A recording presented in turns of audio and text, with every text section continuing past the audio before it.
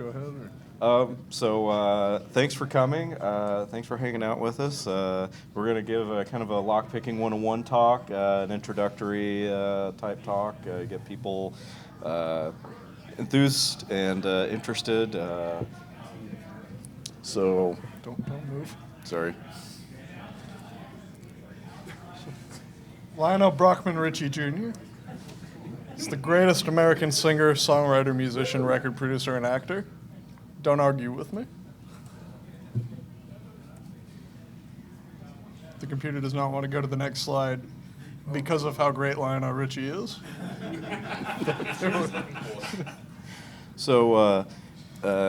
We're the Fratenal Order of Locksport.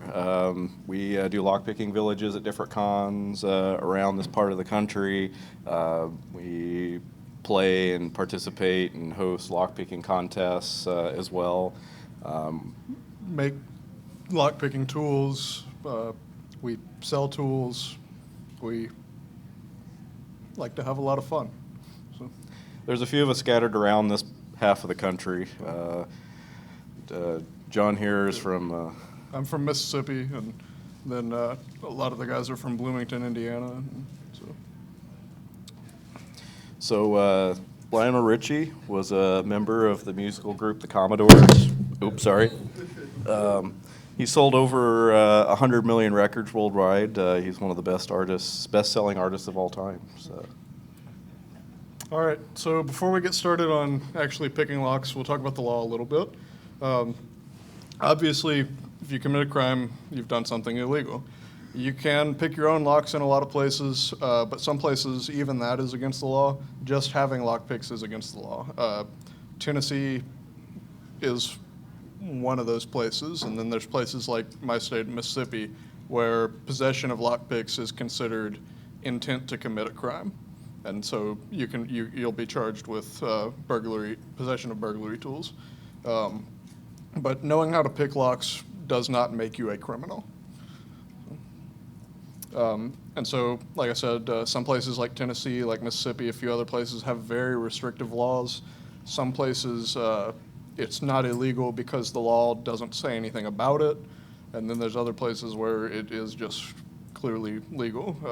There are states where if you're not a locksmith, it's still okay. Some states you have to be a locksmith. And so that's how Tennessee is. They have a very strong locksmithing union, and they have fought very hard to fight people being locksmiths who haven't gone through the proper training. And so that's why they have the very restrictive laws that they do. And so Lionel Ritchie was raised in Tuskegee, Alabama. He was the son of Alberta Foster and Lionel Brockman Ritchie, his father. So. A lot of times people ask about traveling with their lockpicks. Again, for several years now, lockpicks are locksmithing tools less than 7 inches long, so they're usually welcomed aboard on your carry-on luggage. If you put them in your check luggage, the only thing you have to worry about is them being stolen by the occasional rogue errant baggageman or something like that. But otherwise, I've flown on my carry-on with as many as 50 pick sets, and the only thing they care about is the dense metal locks that I've also got in my backpack, and they'll stop and frisk you every time, or frisk your bag every time on that. So now, in other countries, your mileage may vary as true. You have a story there. I accidentally had some lockpicks in my bag on a trip to Thailand, and my girlfriend, was like, please don't bring any picks. I just don't want to worry about it. Like, that's fine, honey. And we get through the checkpoint in Chicago. We get through a checkpoint in, I forget what other country we connected through. And then finally, the connection through South Korea, they find a set of lockpicks in my backpack. I had no idea they were in there. The hazard of playing with this stuff all the time. And the guy kind of looked at it and kind of did one of these motions in his ear, and I was just like, I just nodded. I guess in Asian culture, they commonly have little tools for digging their ears out that look a lot like picks. So, whatever, they scanned my bag, put it back in, and sent us on our way.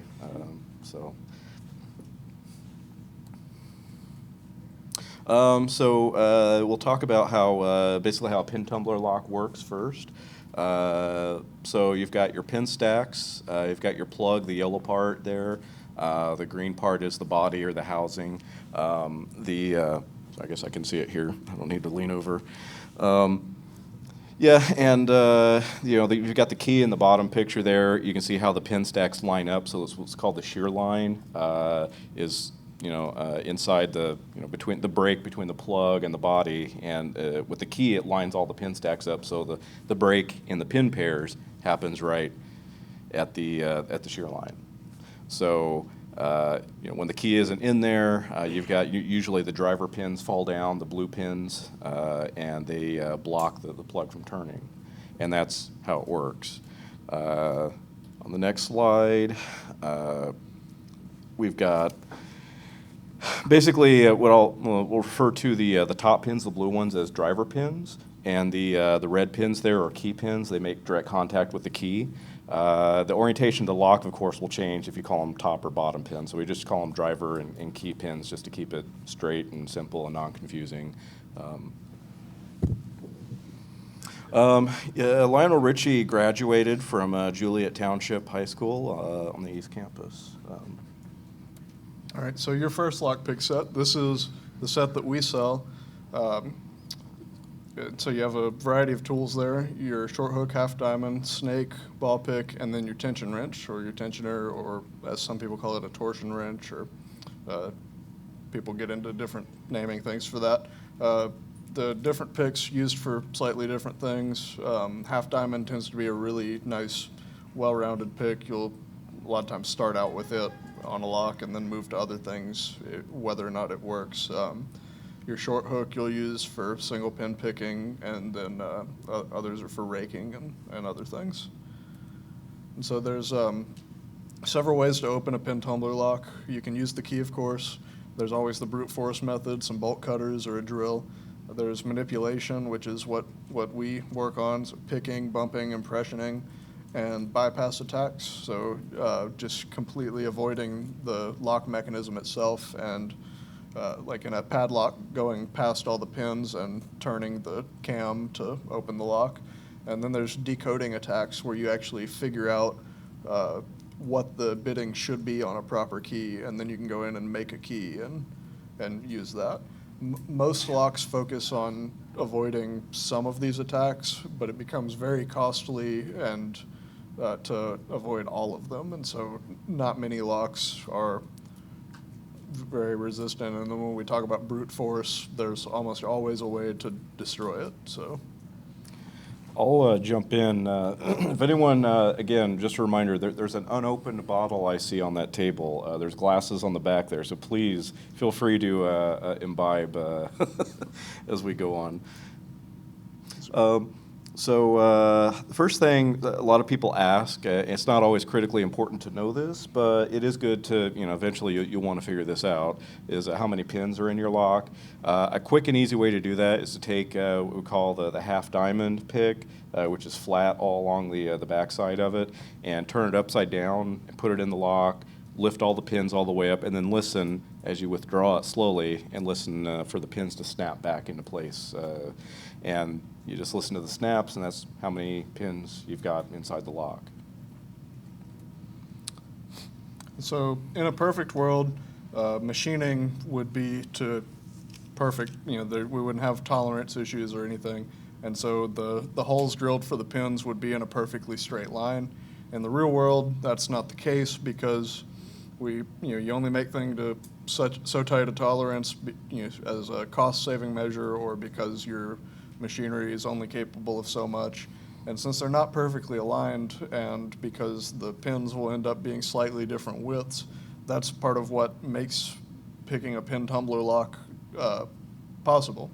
And it's also part of what makes cheaper locks easier to pick, because the tolerances are more varied, and so when you're going through, you'll be able to tell which pin is binding more than others by a lot. Whereas something that's made a lot better, has tighter tolerances, it's harder to tell which pin is the pin that's binding, and so which pin to start with when you're single pin picking. Do you have anything to add there? I don't. Okay. So raking, tension technique is the most important thing with any picking, not just raking. You want to make sure that you're not using too much pressure. If you're not using enough pressure, you won't get any pins to set. So again, it takes obviously some practice to figure this out in the beginning, and that's why working with someone hands-on can often be helpful if people are struggling in the beginning to get going. As you scrub the pins, again, you just start by brushing the tops of them. My hand demo, you're just brushing the tops of the pins to start with, and then the longer you rake, the further down you can depress them. Here's a video. Yeah, and so it's a little bit easier for everyone to see with the video of this. I put my tensioner in at the top of the keyway, and the pins in this orientation are closer to the palm of my hand. Using a half diamond, as you can see there as I'm flashing the camera. With the half diamond point down towards the pins and the way it's oriented here, you want very, very light pressure. You can kind of see how far it's indenting into my thumb. Like there, I'm pushing too hard, but I kind of back off a little bit, and you just want just a tiny bit of pressure. And you have to keep the pressure constant while you're raking. If you let off, everything resets. Start raking a little bit. You're brushing the tops of the pins, and eventually you might feel the tensioner kind of move forwards a little bit by a few degrees. And at first, when you're first starting, it's like, did that really happen, or am I faking myself out? It really happened. And as you set each pin, the tensioner will move forwards just a little bit. Eventually, you may feel the tensioner kind of give or get soft and spongy, and that's your clue to push harder and go ahead and unlock the lock. It won't just pop open until you move the tensioner all the way, just like you would with the key.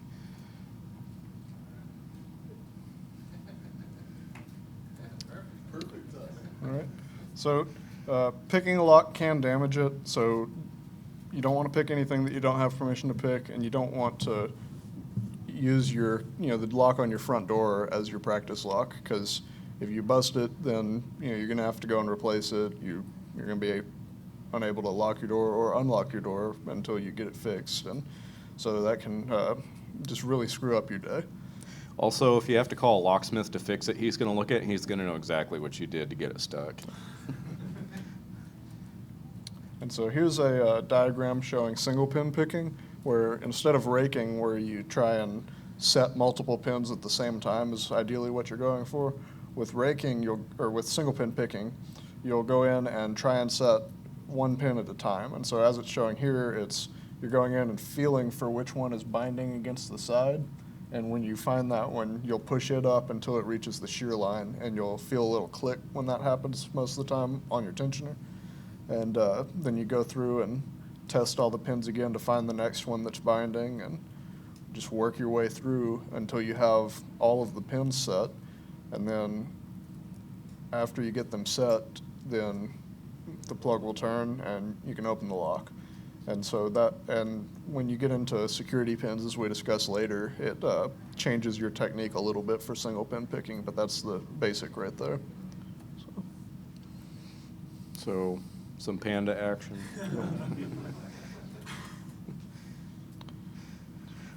Security pins are kind of the next step up once you've gotten kind of bored with, I can open anything now.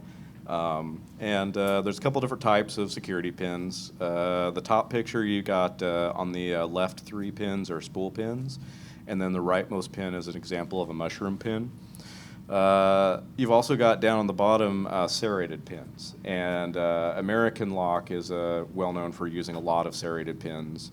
And they also usually it's the driver pin, because that's usually what's blocking the shear line that has security features, but they also have security pins on their key pins as well, the ones that are closest to the key. So they can be a pain. The serrated pins tend to be much, much more difficult to pick. The spool pins you can kind of get a feel for them. I guess we should probably, I'll talk about that, I guess, in a later slide. I can't remember. we can always come back to it. Sounds good. So tensioners, the more you pick, the more you'll probably want to add more and more tools to your collection, and tensioners tend to be the most useful tools that you can add to your collection for making it more well-rounded. I've gotten to where now I have more tensioners than actual picks, because just having a tensioner that fits a lock really well can really make it easier to get into that lock. Yeah. And different tensioners, besides fitting into the lock differently, they'll have different stiffness, there's different styles. You'll have tensioners where there's a twist in them, tensioners where there's not a twist, where they'll be at a different orientation, and so on. And having some stock handy to just be able to make a tensioner for whatever you're working on, if you don't have a tensioner that already fits it, can be really useful. And some of the ways you can make that is from windshield wiper blades and from taking apart fold-up laundry baskets. I think you told me it was 12 feet of material that you can turn into tensioners just by ripping it out of that laundry basket. Yeah, they're amazing. The material isn't quite as good as stainless, but you can. It's good enough, and for 12 feet of it, you can screw it up a bunch of times and then finally get it right, and you're dead on. And then street sweeper bristles are another good material for that. And then so you can also make your own picks in addition to making your own tensioners, and you can make it from pretty much anything. As it says here, there's nothing magic about factory stamped metal. Hacksaw blades and a grinder using sandpaper to smooth it out is one way. You can make things out of feeler gauge. I've made picks out of windshield wiper blades. Pretty much anything. If you look online, somebody has probably made a pick out of it. And there's different techniques for getting your metal into the pick shape. But one of the things you'll want to do is to temper the metal, heating it up to red and then oil quenching it. And oil, as in like vegetable oil, will work fine. Wafer locks are kind of another type of lock. They look and act kind of the same way, but they're a little bit different. You can see it looks like in the left photo, there's like that little square of brass right in the middle of the lock, and that's the top of one of the wafer pins. They're not really like round pins; they're flat stamped metal. Also, it's pretty easy the way they're manufactured to make them double-sided, so there's wafers on both sides of the keyway. So that's another, can make it more interesting to pick sometimes.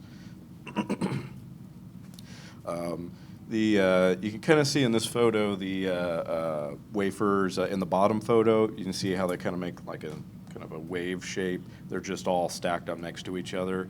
A lot of times the plug will have little individual cavities for the wafers in there, and your pick actually, or the key, goes through the middle of the wafer and touches that exposed part of it inside the lock, and then kind of pulls the wafer down into the lock. And the wafer, if it goes too far, will block on the other side.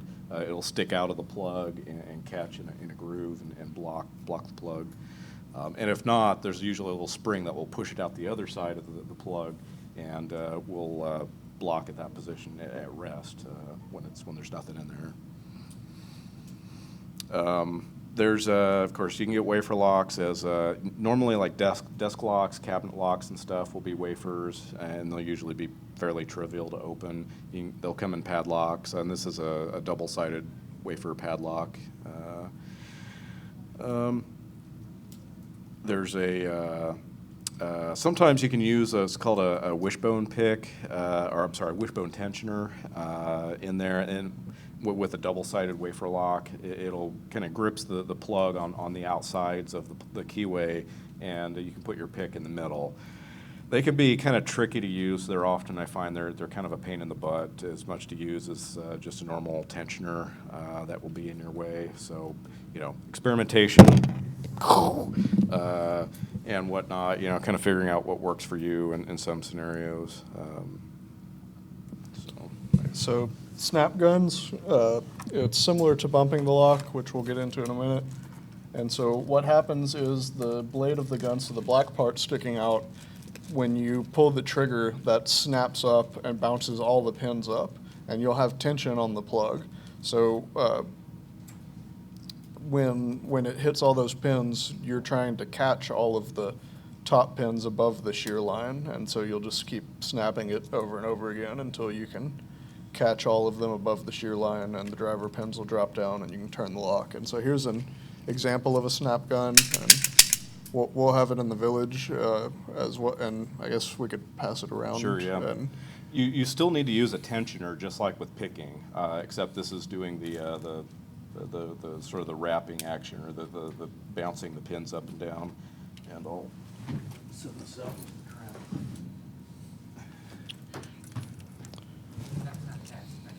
All right, and so bumping is an old locksmith's trick.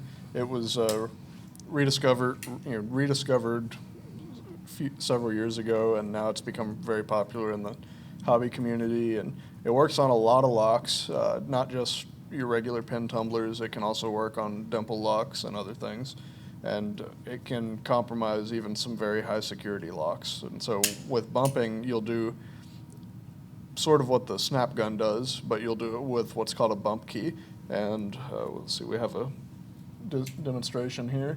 And so what you'll do is you'll have the key where when you hit it, it'll pull forward and hit all of the bottom pins, causing the pins to fly up. And then, as you see here, you catch it with all the top pins above the shear line, so you can turn the lock. And it is scarily effective against a lot of your common household door locks. So, also, remember, you're slamming a key into a lock with either a tool or a hammer or something. A bump hammer works a little bit better than a screwdriver handle, but it doesn't. You don't have to have a bump hammer. Screwdriver handle, some other lightweight but solid object. So don't do this on your front door. Again, you're slamming a key into the lock with a hammer. Get practice locks. Bad things can happen.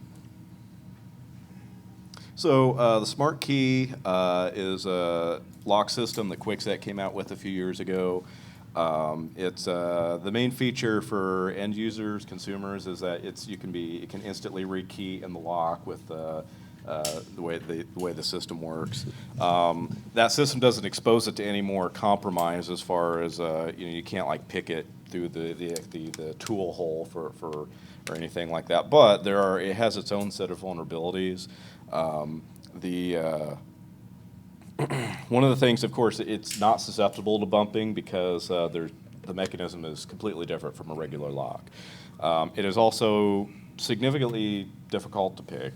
At the same time, one of our good friends, Shane of Fools, he devised a tool to decode the lock.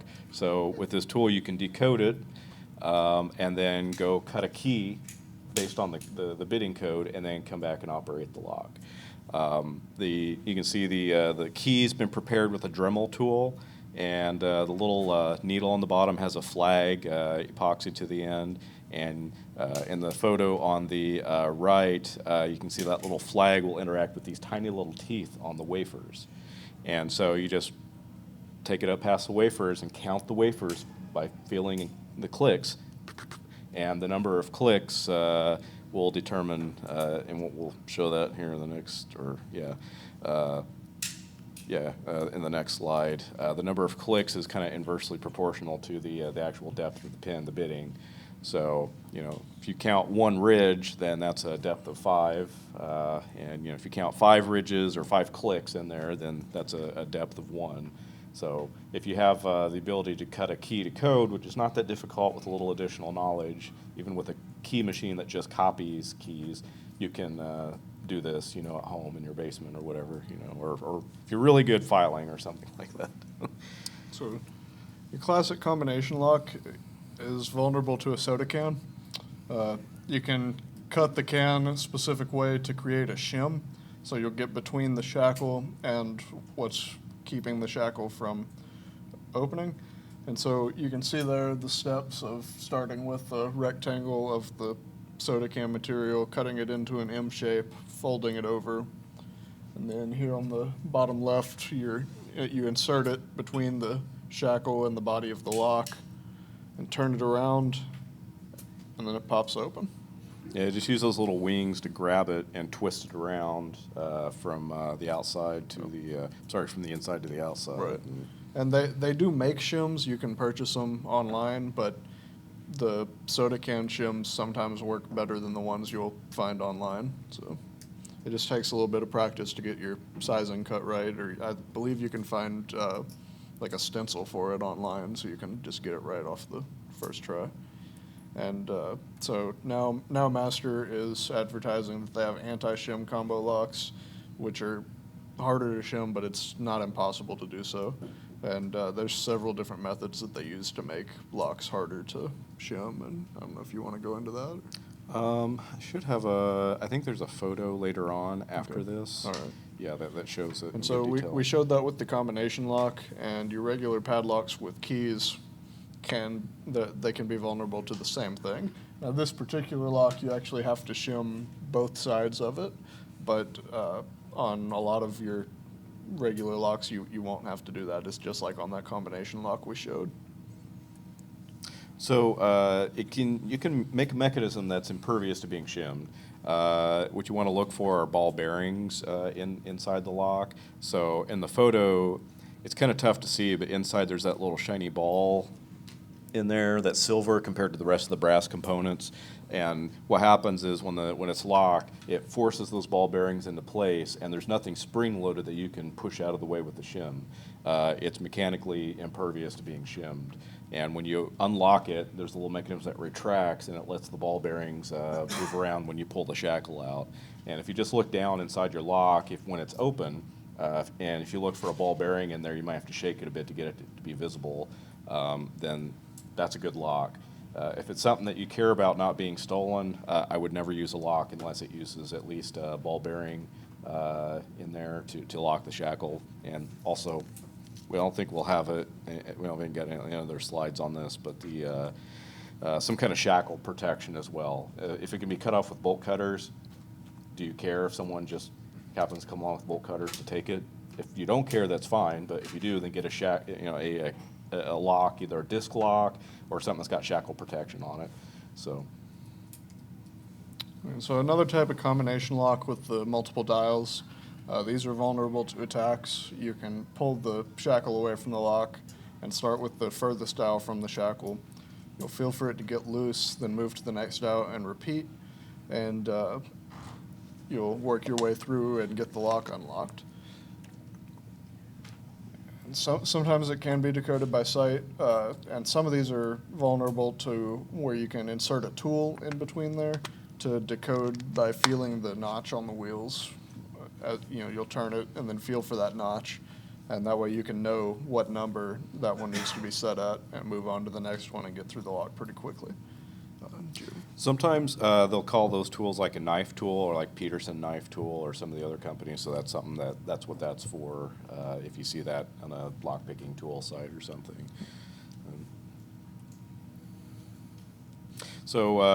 Same lock. It also has a it's a small wafer lock in the bottom of it, and TSA luggage locks can be picked just like anything else if it's got a key. Unfortunately, some folks have discovered even if they've got a TSA lock on their luggage, they'll still be cut off anyway if it's taken too long to get the manager over to get the keys or something. Yeah. Just an interesting side note on these. If you fly with a firearm in your luggage, the requirements are that you need to have it locked with a lock that no one possesses a key to besides yourself. And so technically it's illegal to use the TSA locks when locking your firearm that you're in your checked bag because they can open it, and they're not supposed to be able to open it without you being there. So we're going to talk very briefly about master key systems and master pinning. Basically, that's what a lock that's master pinned looks like. It's got an additional pin. So instead of a key pin and a driver pin, you've got a third pin in the pin stack. That little green sliver in there. They can be different thicknesses. They can be a single or 2 or 3 bit positions.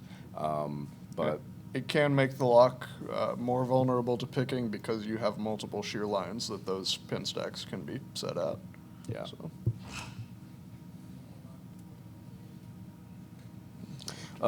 So again, there's lots of different ways to impression locks, and sometimes people think that when they hear that for the first time, it's like you're putting the key in some putty to make an impression of it. That's something completely different. When people talk about lock impressioning, generally there's a couple of different methods they're talking about that's not that. So there's, again, you're kind of interacting with the lock a little bit and coming away with a key that works, or getting a key in a situation where it will go ahead and work, but even though it's not the right key for that lock. And we'll go into a couple different different ways that can happen here. With tubular locks, there's some Coke machine locks. Sometimes these are called. The most common ones that you see around are usually pretty simple to pick with what we call a tubular impressioning tool. A lot of them are either 7 or 8 pins, and they're all exposed to the end through the end of the keyway. The impressioning tool, this is what it looks like. It's got these little slivers of metal that run up the outsides of the barrel of the tool, and the round part on the end. Actually, the way you adjust the tool is you crank that down, and there's an O-ring that compresses on those on the feelers, those little slivers of metal on the outside. And there's a cotter pin in the picture on the right. You can just barely see in the top right there. That's how it catches the plug of the lock, the inside component. And kind of demonstrate it here. I may have to hit play. It's kind of a bit of a trick to get it to get the right touch for it. You're twisting the lock, and you're doing a rotating motion at the same time. So it's 2 motions at once. And there you can see it just popped it open. Sometimes it's that easy. You can have tubular locks that are higher security and more difficult to pick, that this tool won't work nearly as well on that. Like Ace locks are better made locks and have better components in them and security pins.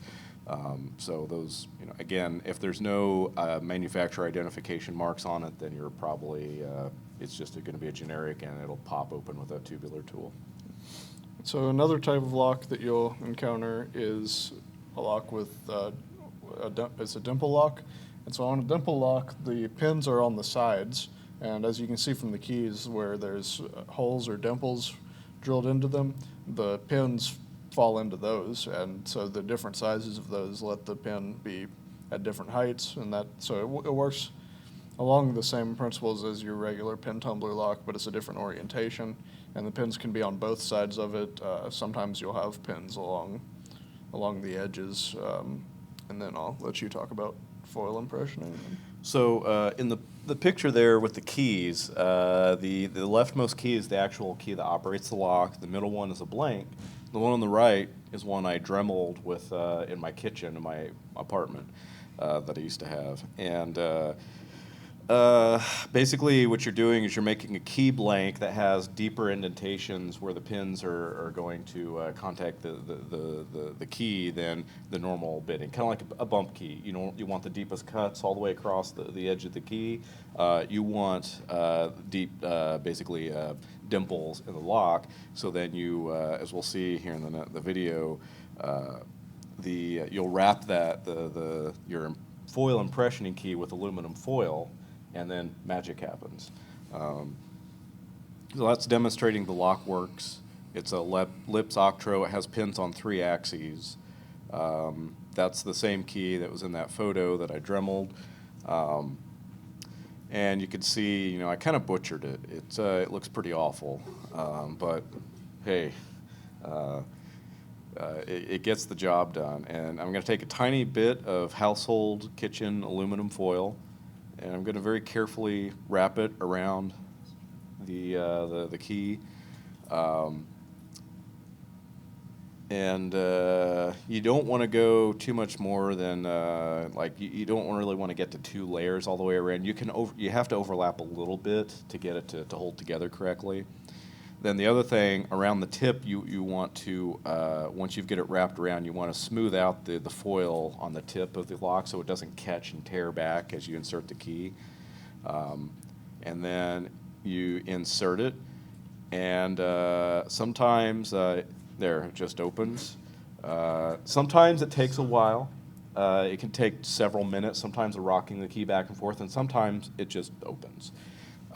This is also nearly identical to the lock that was on the front door of my bank, which is why I got interested in these, not to get into my bank, but I was just curious about it. And so, and you can see the impressions, where the foil caved into the key blank there.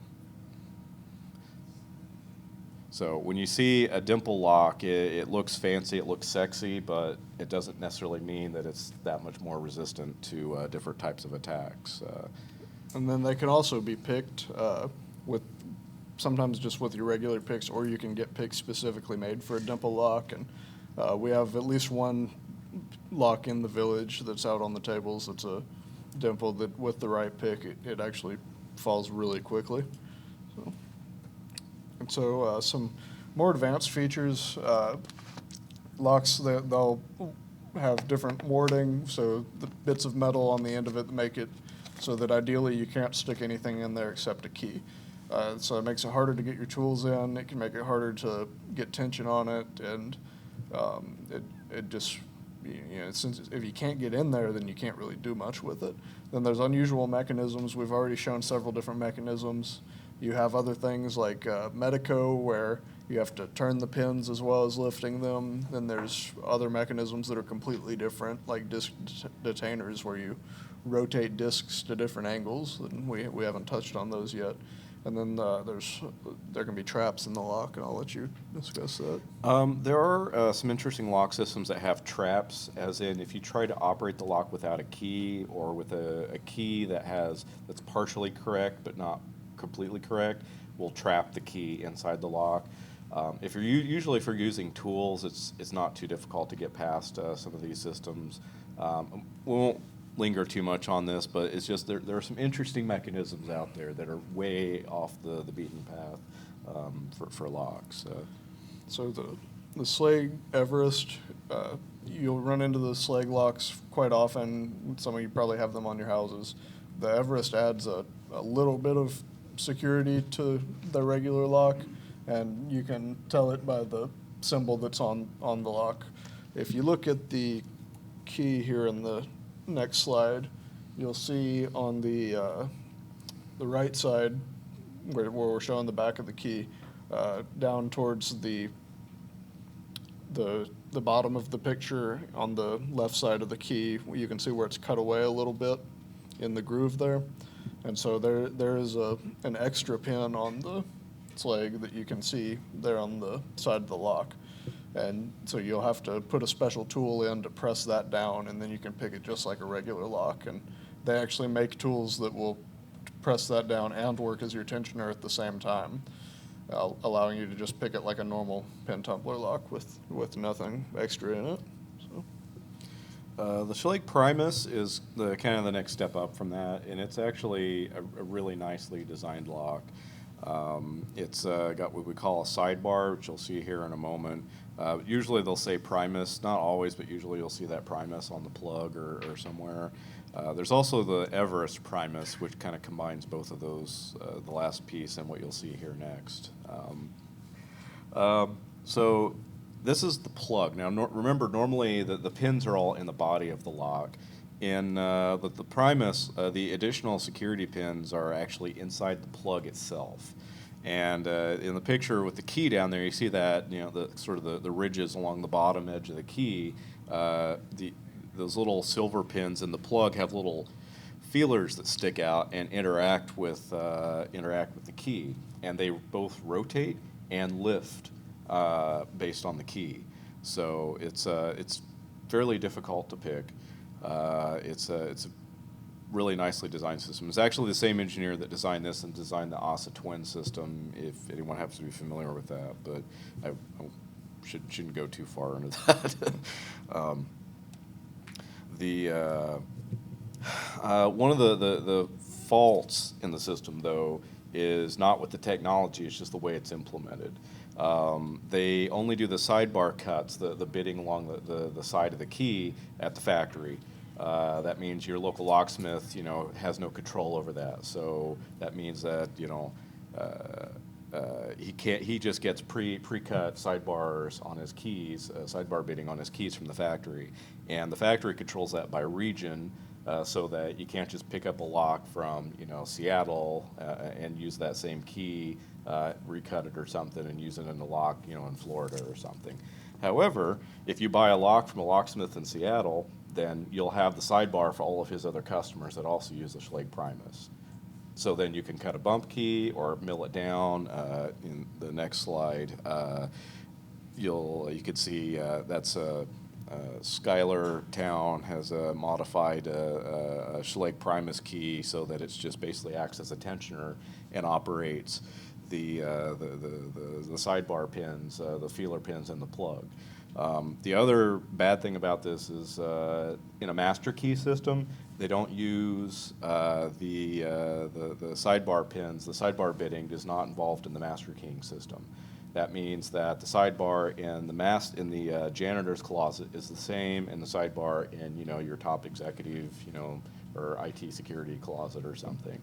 So again, if you get one key in the system, you basically neutralize the enhanced security for all the other locks in the system, which is unfortunate because it really is a nicely designed lock. They've done a really good job with that, but the implementation can make it problematic.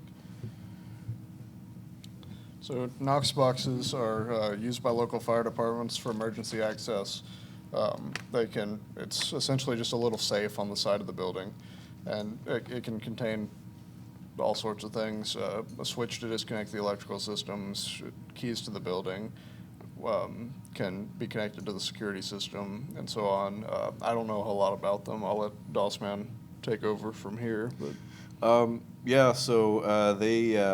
I was curious when I started doing some research with these. You see the boxes. Normally they have a Medeco lock in them, which is reasonably secure. It has its issues, but the other end of the system is kind of interesting.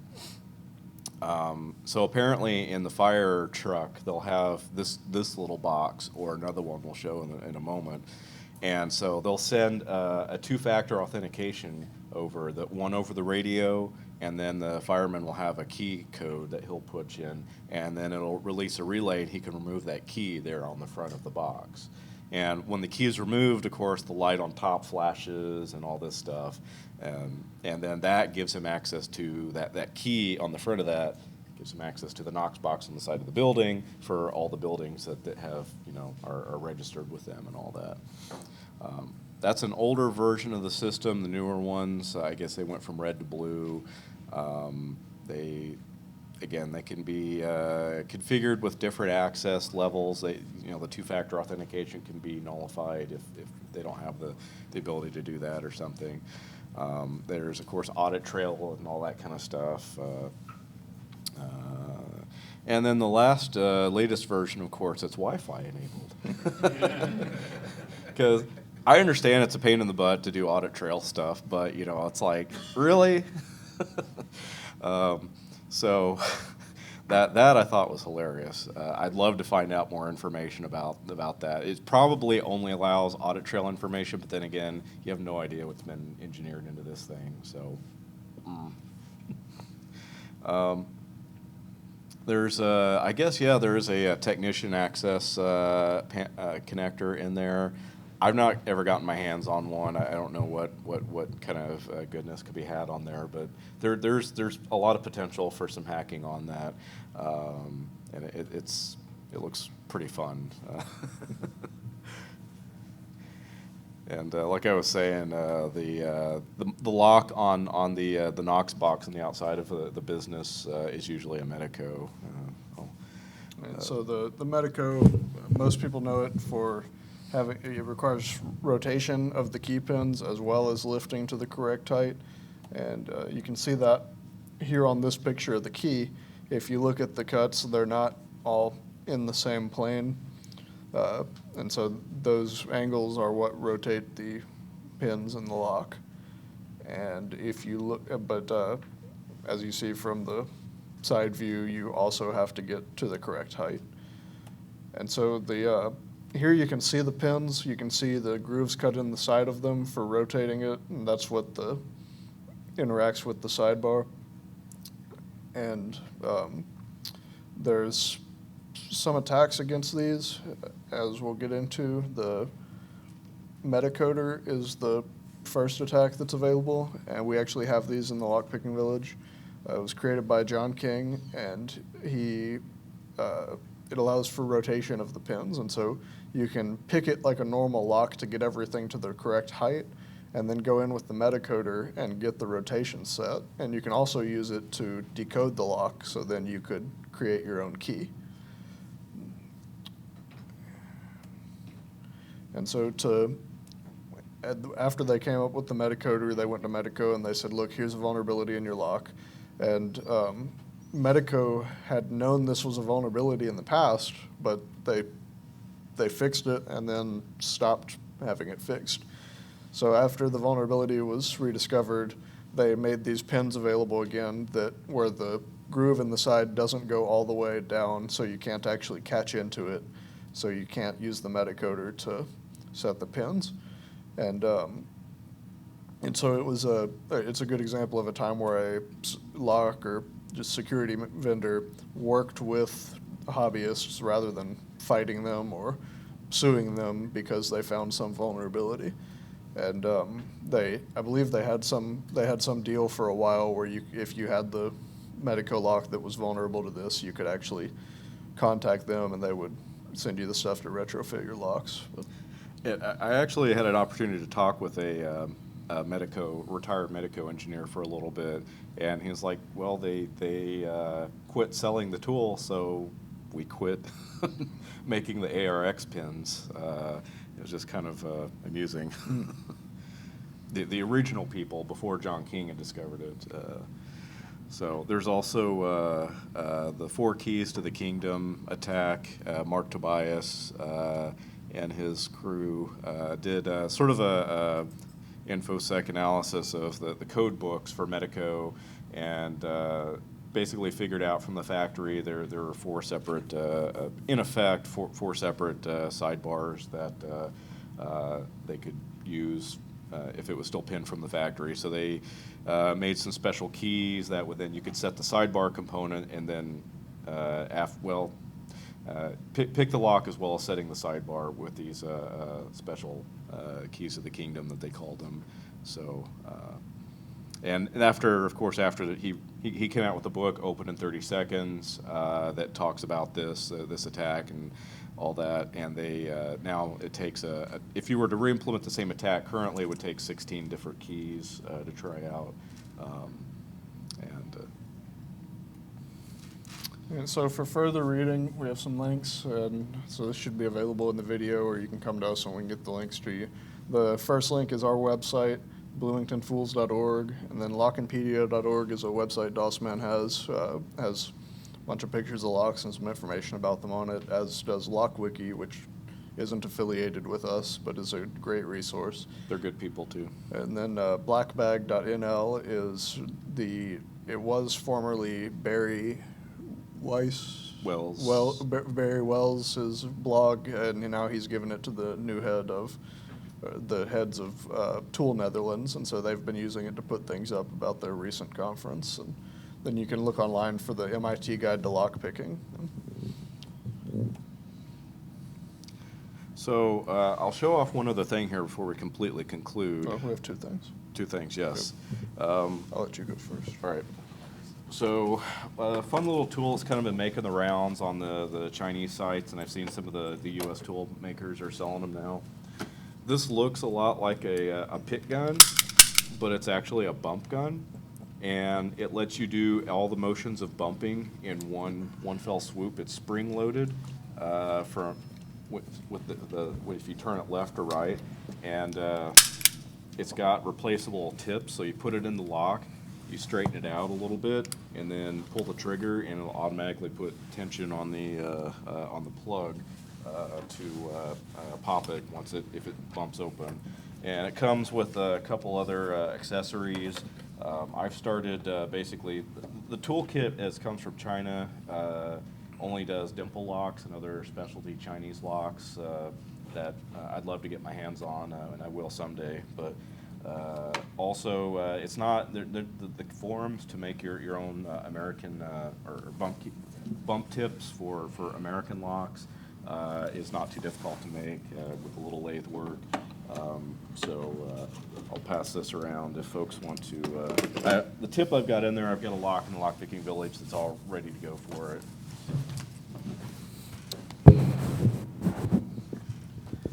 I don't know where that lock went. Uh-oh. It's around me somewhere. Okay. Or maybe around you. I don't know. So if We've misplaced a lock. it wasn't in the. Where's my pocket? Oh, found it. Oh. It's under my belly. Want me to hold that, or you got it? Take it. All right, so this is a lock by the company Lips, I believe. Yep, Lips. Yes. Yes, Lips. And so they had a problem where they were bought out, and then the company started using parts for it that weren't really made for it. So the holes for the pins are 3.2 millimeters, and then the pins in the housing, so the driver pins were 3 millimeters, and the key pins were 2.8 millimeters. And so because of that discrepancy in the sizes, I have here, I can demonstrate. Here's one side that's vulnerable to this attack and one side that's not. I'll show. There's a working key. I'll show it on the other side as well. And then I have a non-working key.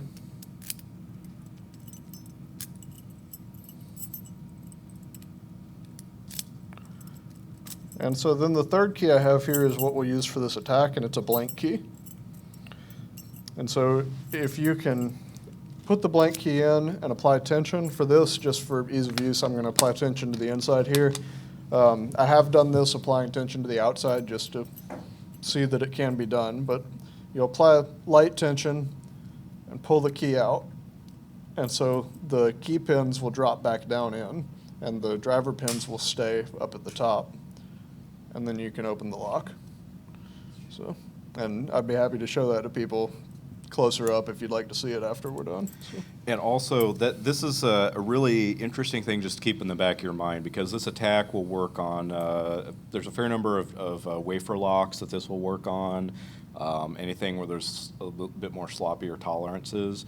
So this is very useful, not just on this specific instance, but it's just something, you know, if nothing else is working, try a blank key.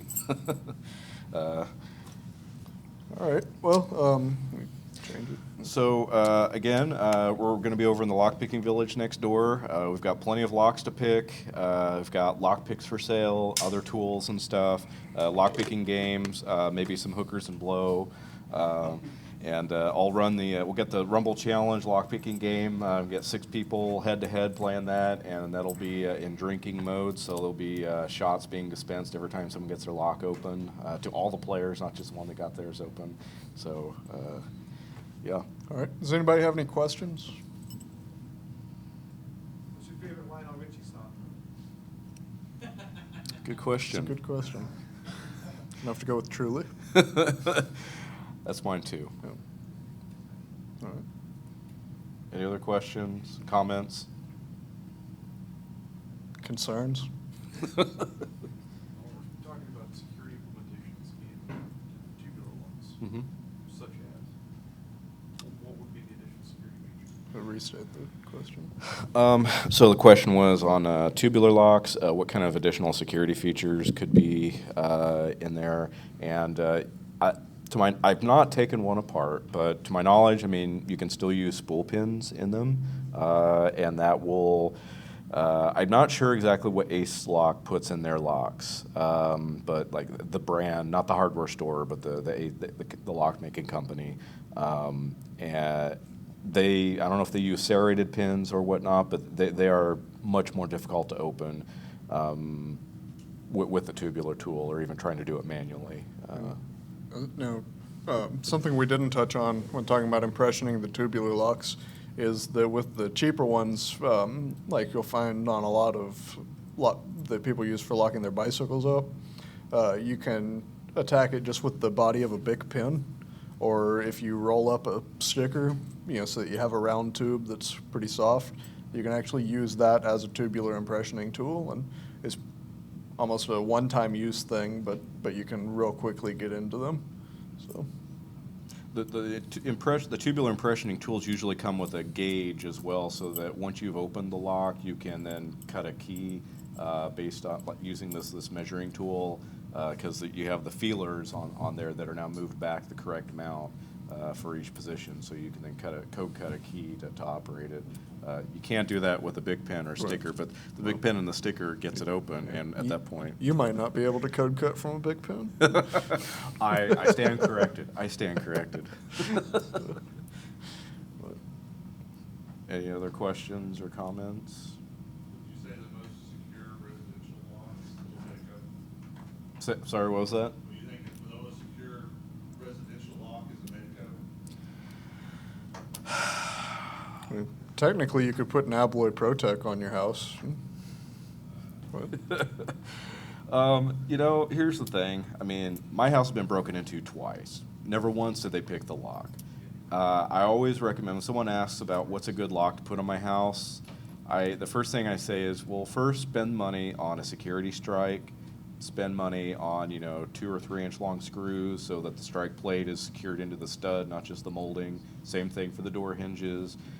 Security film for your windows, which may or may not add much security, but it depending on how easy it is, how far they have to reach once they've busted your window out, that could help, or it might not add much security.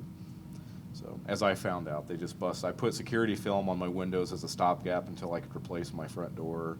Never got around to it, and then they busted out just the corner of the window. He took a geode from my deck, and I've got great security footage of it.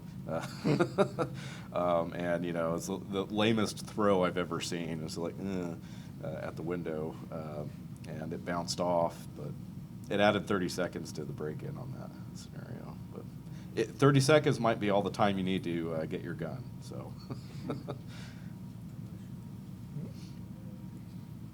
Anything else? Any other questions or? All right, well, stop by and see us in the Lockpicking Village, and we can show you some more cool locks and stuff that you've probably never seen. And thanks for coming out to listen to our talk. Thank you so much.